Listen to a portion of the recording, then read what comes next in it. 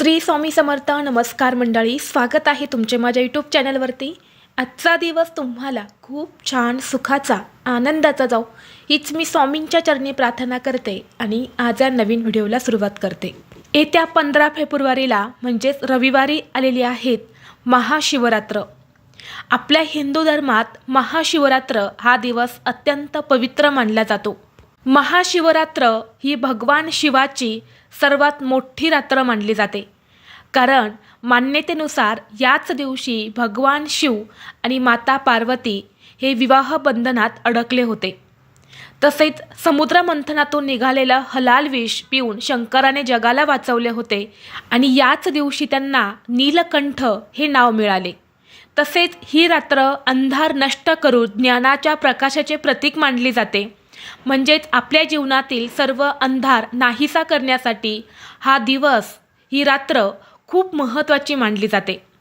या महाशिवरात्रीच्या दिवशी पृथ्वीच्या उत्तर गोलार्धातील स्थितीमुळे मनुष्यामध्ये नैसर्गिक ऊर्जेचा उद्रेक होतो, जी ध्यानासाठी खूप उत्तम मानली जाते.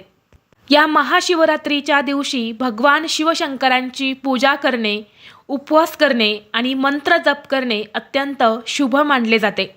यामुळे आपल्या सर्व इच्छा मनोकामना ह्या पूर्ण होतात.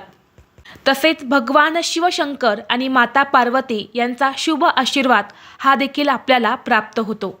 या दिवशी भगवान शिवशंकरांची पूजा, रुद्राभिषेक केल्याने सर्व पापांचा नाश होतो आणि मोक्ष प्राप्त होतो. महाशिवरात्रीचं व्रत हे इतके प्रभावी मानले जाते की हे व्रत केल्याने शारीरिक आणि मानसिक शुद्धीकरण देखील होत असते. धार्मिक दृष्टीने महाशिवरात्रीचा दिवस हा अत्यंत पवित्र आणि महत्त्वाचा असल्यामुळे या दिवशी काही प्रभावी उपाय आणि सेवासुद्धा केल्या जातात. आज व्हिडिओमध्ये मी तुम्हाला एक अत्यंत प्रभावी असा उपाय सांगणार आहेत. रविवारी महाशिवरात्रीच्या दिवशी तुम्ही एक वेळ उपवास नाही केला तरीही चालेल, पण शिवमंदिरातून घरी आणा ही एक वस्तू. फक्त 24 तासातच घरात चहूबाजूने पैसाच पैसा येईल. घरातील गरिबी, दारिद्र्य, कर्ज दूर होऊन आयुष्याचं सोनं हे झाल्याशिवाय राहणार नाहीत. तुमच्या मनातील कितीही कठीणातील कठीण इच्छा पूर्ण होऊन तुमच्या घराची, मुलांची, पतीची अगदी भरभरून प्रगती होईल. तर अशी कोणती वस्तू तुम्हाला शिवमंदिरातून घरी आणायची आहेत, त्या वस्तूचं काय करायचं आहे, हा उपाय कोणत्या वेळेत करायचा आहे, अशी ही संपूर्ण माहिती या व्हिडिओमध्ये मी तुमच्यासोबत शेअर करणार आहेत. त्यामुळे तुम्ही हा व्हिडिओ स्किप न करता शेवटपर्यंत नक्की पहा. चॅनलवरती नवीन असाल तर सबस्क्राईब करा आणि असेच माहितीपूर्व नवनवीन व्हिडिओ पाहण्यासाठी बेल आयकॉनलाही प्रेस करा. म्हणजे जेव्हा कधी मी नवीन व्हिडिओ अपलोड करेल त्याचं नोटिफिकेशन सर्वात अगोदर तुम्हाला भेटेल आणि तुम्ही एक पण व्हिडिओ मिस करणार नाही. आज या व्हिडिओमध्ये मी तुम्हाला जो उपाय सांगणार आहे तर हा उपाय आपल्याला रविवारी महाशिवरात्रीच्या दिवशी करायचा आहे. अगदी सकाळपासून ते संध्याकाळपर्यंत दिवसभरामध्ये तुम्हाला जेव्हा केव्हा शक्य होईल तेव्हा हा उपाय तुम्ही करू शकता. आणि जर तुम्हाला या महाशिवरात्रीच्या दिवशी प्रदोष काळामध्ये हा उपाय करणं शक्य झालं तर आवर्जून तुम्ही प्रदोष काळामध्येच हा उपाय करा. प्रदोष काळ म्हणजे सूर्यास्त होण्याच्या 1 तास अगोदर आणि सूर्यास्तानंतर 1 तास ही जी वेळ असते तर याला प्रदोष काळ असे म्हणतात. आणि भगवान महादेवांची पूजासुद्धा प्रदोष काळामध्येच केली जाते. म्हणून जर तुम्हाला प्रदोष काळामध्ये हा उपाय करणं शक्य झालं तर त्या वेळेमध्ये करा. जर त्या वेळेमध्ये नाही शक्य झालं तर तुम्ही सकाळी मंदिरामध्ये जेव्हा जाशाल तेव्हा तुम्ही हा उपाय केला तरीही चालेल. म्हणजे मंदिरामध्ये जेव्हा तुम्ही दर्शन करण्यासाठी जाणार आहे तेव्हा तुम्ही ही एक वस्तू शिवमंदिरातून घरी आणायची आहेत. आता ही वस्तू आपल्याला घरी का आणायची आहेत तर पहा, जर कष्ट आणि मेहनत करूनही तुमच्या कष्टाला आणि मेहनतीला यश मिळत नसेल किंवा कोणत्याही कामामध्ये तुम्हाला यश मिळत नसेल, कोणतीही गोष्ट ही तुमच्या मनासारखी घडत नसेल किंवा तुमच्याकडे पैसा येत नाही, पैसा येण्याचे सर्व मार्ग हे बंद झालेले आहेत किंवा घरामध्ये पैसा आला तरी तो काही ना काही कारणाने घरातून निघून जात असेल, म्हणजेच तुमच्या हातून जास्त प्रमाणामध्ये पैसा खर्च होत असेल, जिथे तुम्ही 100 रुपये कमवतात तिथे तुमचे 500 रुपये खर्च होत असतील किंवा तुम्हाला सतत इतरांकडून उसने पैसे घेण्याची वेळ येत असेल किंवा तुमच्यावर एखादं कर्ज आहे, मग हे कर्ज घराचं असेल, गाडीचं असेल किंवा जमिनीचं असेल, तर यासारख्या आर्थिक अडचणी दूर होण्यासाठी हा उपाय जो आहे तर तो खूप प्रभावी मानला जातो. तसेच तुमच्या घराची, मुलांची प्रगती होत नसेल किंवा पतीला कोणत्याही कामामध्ये यश मिळत नसेल, तुमचा एखादा छोटा मोठा उद्योग व्यवसाय आहे त्यामध्ये प्रगती होत नसेल, तर हा उपाय जर तुम्ही महाशिवरात्रीच्या दिवशी केला तर तुमच्या कुटुंबाची, घराची भरभरून प्रगती व्हायला सुरुवात होते. या उपायाने आपल्या घरामध्ये असणारे सर्व दोष, नकारात्मकता, अडचणी, कर्जबाजारीपणा हा देखील नष्ट होतो. आणि म्हणून प्रत्येकाने महाशिवरात्रीला हा जो उपाय मी सांगणार आहे तर हा करायचा आहे. हा उपाय करण्यासाठी तुम्हाला रविवारी महाशिवरात्रीच्या दिवशी सकाळी लवकर उठायचं आहे. अंघोळीच्या पाण्यामध्ये थोडंसं गंगाजल टाकून तुम्हाला स्नान करायचं आहे. यामुळे आपलं शरीर हे शुद्ध आणि पवित्र होतं. कारण या दिवशी आपण प्रत्येकजण व्रत करणार आहे. या दिवशी जो पण व्यक्ती व्रत करतो त्याला भगवान शिवशंकरांचा आशीर्वाद हा प्राप्त होतो. परंतु आपल्याला काही नजरदोष लागलेली असेल, काही दोष आपल्यामध्ये असेल, तर ते नष्ट होण्यासाठी गंगाजल हे अंघोळीच्या पाण्यामध्ये टाकायचं आहे. घरातील प्रत्येक व्यक्तीने गंगाजल टाकून या दिवशी स्नान करायचं आहे. यानंतर स्वच्छ कपडे परिधान करून सर्वप्रथम आपल्या देवघरातील देवांची विधिवत पूजा करून घ्यायची आहे. तुमच्या देवघरामध्ये शिवलिंग असेल तर त्या शिवलिंगावरती तुम्हाला अभिषेक हा आवर्जून न चुकता करायचा आहे. आणि जर तुम्ही या दिवशी मंदिरामध्ये जाऊन पूजा करणार असेल तरीसुद्धा तुम्हाला तुमच्या देवघरातील शिवलिंगाची पूजा करायचीच आहे, त्यावरती अभिषेक करायचा आहे. यामुळे त्यामध्ये शिवतत्व जे आहे तर ते जास्त जागृत होत असते. तिथली पूजा करूनच तुम्हाला मंदिरामध्ये जाऊन पूजा करायची आहे.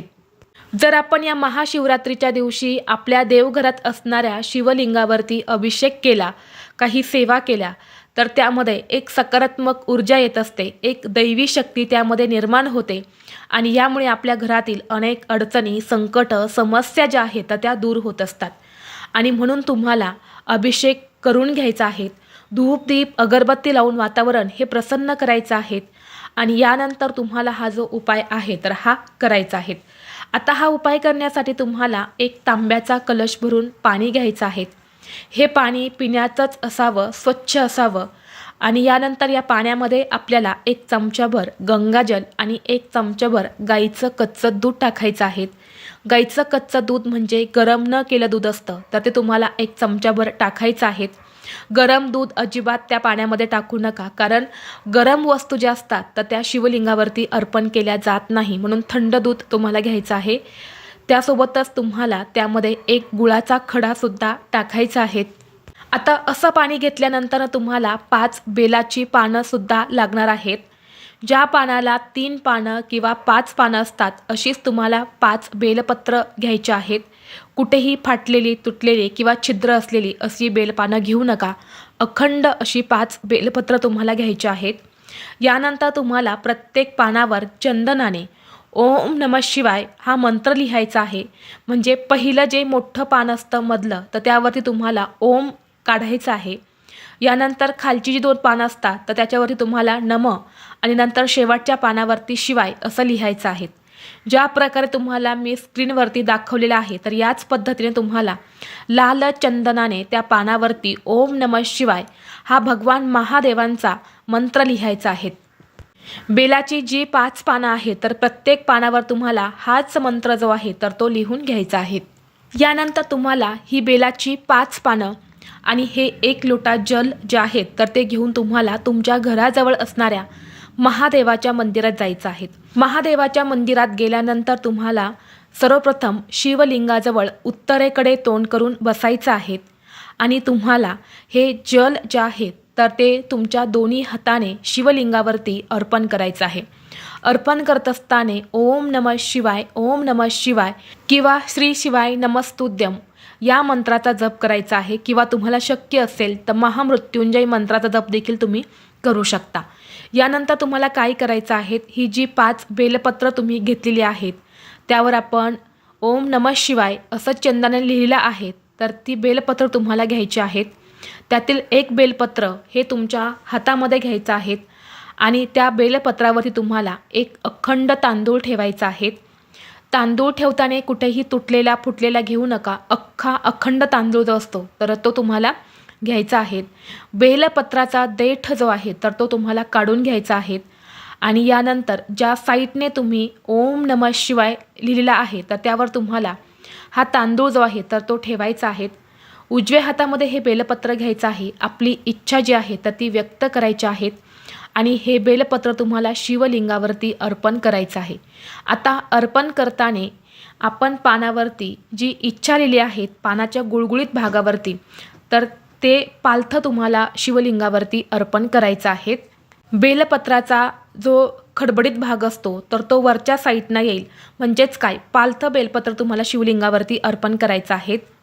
त्या तांदळासहित तुम्हाला हे बेलपत्र जे आहे तर ते अर्पण करायचं आहे. यानंतर दुसरं बेलपत्र घ्यायचं आहे.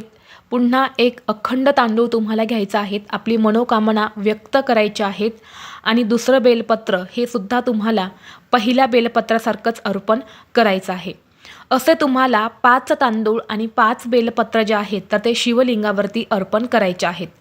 आता अर्पण करत असताना बेलपत्राचा देठ हा आपल्याकडे येईल अशा पद्धतीने हे 5 बेलपत्र जे आहे तर ते आपल्याला अर्पण करायचे आहेत. यानंतर दोन्ही हात जोडून तुम्हाला भगवान महादेवांचे नामस्मरण करायचे आहेत. ज्यासाठी तुम्ही हा उपाय केला आहे ती इच्छा तुम्हाला भगवान महादेवांना सांगायची आहेत. आणि यानंतर तुम्हाला काय करायचं आहे, जी तुम्ही 5 बेलपत्र अर्पण केलेली आहे त्यातील एक बेलपत्र जे आहे तर ते तुम्हाला उचलून घरी आणायचं आहे. घरी आणल्यानंतर हे बेलपत्र आपल्याला आपल्या पैशांच्या तिजोरीमध्ये ठेवायचं आहे किंवा जिथे तुम्ही छोटे मोठे काही कागदपत्र ठेवत असेल, तुमचे थोडेफार पैसे असतात तर तिथे तुम्हाला हे जे बेलपत्र आहे तर हे ठेवायचं आहे. जरी हे बेलपत्र काही दिवसाने सुकून गेलं तरी ते तुम्हाला तसंच पैशांच्या तिजोरीमध्ये ठेवायचं आहे. जोपर्यंत राहील तोपर्यंत ठेवायचं आहे. आणि तसेही वर्षभर हे बेलपत्र जे आहे तर ते राहते. त्यामुळे तुम्ही पुढच्या महाशिवरात्रीपर्यंत हे बेलपत्र ठेवू शकता. पुढच्या महाशिवरात्रीला तुम्ही अगोदरचं बेलपत्र जे आहे तर ते निर्माल्यामध्ये किंवा वाहत्या पाण्यात विसर्जित करायचं आहे. आणि पुन्हा पुढच्या महाशिवरात्रीला तुम्हाला सेम असाच उपाय जो आहे तर तो करायचा आहे. फक्त बेलपत्र घरी आणताना जे बेलपत्र आपण स्वतः शिवलिंगावरती अर्पण केलेलं आहे तर तेच बेलपत्र तुम्हाला घरी आणायचं आहे. इतरांनी अर्पण केलेलं बेलपत्र जे आहे तर ते तुम्ही घरी आणू नका. हे जे बेलपत्र आहे तर ते अभिमंत्रित झालेलं असतं. त्यावरती काही सेवा ज्या आहेत तर त्या आपण केलेल्या असतात आणि त्यामुळे या बेलपत्रामध्ये लक्ष्मी आकर्षित करण्याची सर्वात जास्त शक्ती असते. तर जेव्हा असं बेलपत्र आपण आपल्या घरात ठेवतो तेव्हा आपल्या घरामध्ये चहूबाजूने पैसा येऊ लागतो. आपल्या घरातील पैशांच्या अडचणी दूर होऊ लागतात. आपल्या आयुष्याचं सोनं हे झाल्याशिवाय राहत नाही. तसेच तुम्हाला तुमच्या पैशांच्या तिजोरीमध्ये हे बेलपत्र ठेवायचं नसेल तर मग तुम्ही तुमच्या पर्समध्ये सुद्धा ठेवू शकता. आणि जर तुम्हाला पर्समध्येही ठेवायचं असेल, तिजोरीमध्ये सुद्धा ठेवायचं असेल तर अशावेळी तुम्ही अर्पण केलेल्या 5 बेलपत्रांपैकी 2 बेलपत्र जे आहेत तर ते घरी आणायचे आहेत. शिवपुराणामध्ये असे सांगितले जाते की जो व्यक्ती भक्तिभावाने एक बेलपत्र शिवलिंगावरती अर्पण करतो त्याच्या सर्व इच्छा मनोकामना साक्षात भगवान महादेव पूर्ण करतात. इतकं महत्त्व या बेलपत्राला दिले जाते. आणि महाशिवरात्र हा भगवान महादेवांना समर्पित असणारा दिवस आहे. त्यामुळे तुम्ही हा एक उपाय जो आहे तर तो नक्की करा. त्याचबरोबर तुम्हाला या महाशिवरात्रीच्या दिवशी बेलवृक्षाच्या झाडाखाली एक मोहरीच्या तेलाचा दिवा किंवा तुपाचा दिवा जो आहे तर तो नक्की लावायचा आहे. जर तुमच्या घरी झाड असेल, जवळपास असेल तर तिथे तुम्हाला सहज हा दिवा लावणं शक्य झालं तर तुम्ही आवर्जून बेलवृक्षाखाली हा दिवा जो आहे तर तो लावा.